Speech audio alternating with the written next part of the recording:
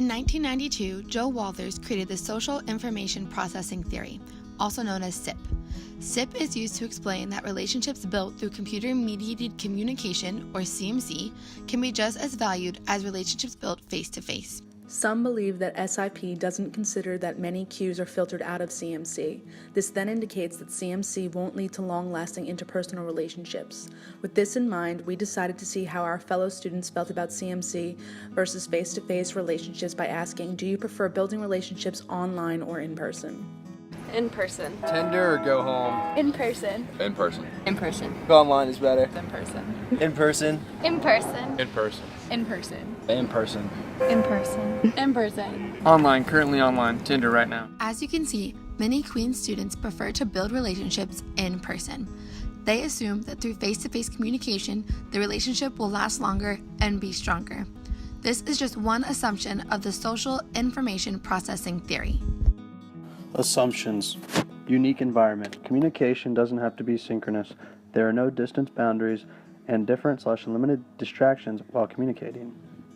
Cues filtered out. The idea that the lack of nonverbal cues in CMC is a fatal flaw for relationship development through this medium. Social presence theory. CMC deprives communicators of the sense that other person is with them and involved in the interaction and relationship.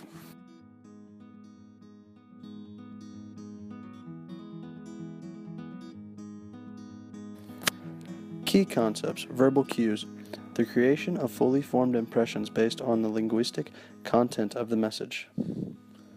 If utilized properly, these verbal cues can make up for the lack of nonverbal cues. Extended time. Exchange of information is slower via CMC than with face-to-face communication. However, with enough time, CMC relationships can be just as strong as those developed in person. Hyper-personal perspective. The idea that CMC relationships can be stronger than those developed face-to-face. This can be attributed to selective self-presentation, over-attribution of similarity, asynchronous communication, and the self-fulfilling prophecy. Some limitations of the social information processing theory include the rapid advancements of technology, which are constantly changing CMC. The theory also falls under the concept of determinism, which states that nonverbal cues dictate who we talk to, taking away our free choice in who we interact with. It also does not take into account how group identification structures relationship development through CMC. Lastly, Walters' concept of warranting value, or what people believe is accurate and trustworthy information, is too simple. The Mishinovs and Toxic-Capel focused on group identification, salience, self-disclosure, and interaction patterns within groups utilizing CMC. They found that face-to-face communication is not a necessity when it comes to building a sense of community amongst a group. Synchronous CMC allows individuals to build a sense of belonging with one another, which improves creativity and collaborative work. Their findings further solidify the claims made by the theory and also allow for further improvement on design of CMC environments that allow people to communicate effectively online. Ramirez, Walther, Burgoon, and Sonnefrank explore models of information-seeking strategies to explain why people work hard to find personal information through CMC. Through limited cues of CMC, online users will strive to find self-disclosure in others to create connections between them. This creates a plateau of normalcy that explains that even through CMC takes away many face-to-face cues, online relationships are built until they feel like normal face-to-face conversations. Leslie Baxter states that CMCs are easier to use, however, it is harder to pick up nonverbal cues in an online setting as opposed to face-to-face. In the new internet age, it is easier to express emotions and feelings than it was when the theory was first introduced.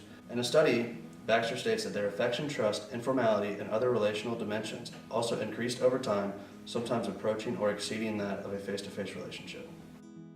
Benjamin Kerwell focuses on the importance of social presence and relationship development.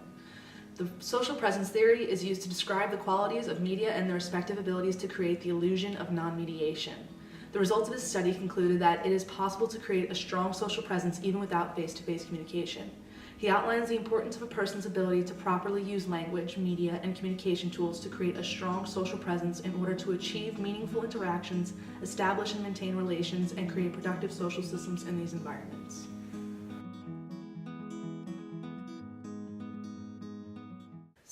Synchronous.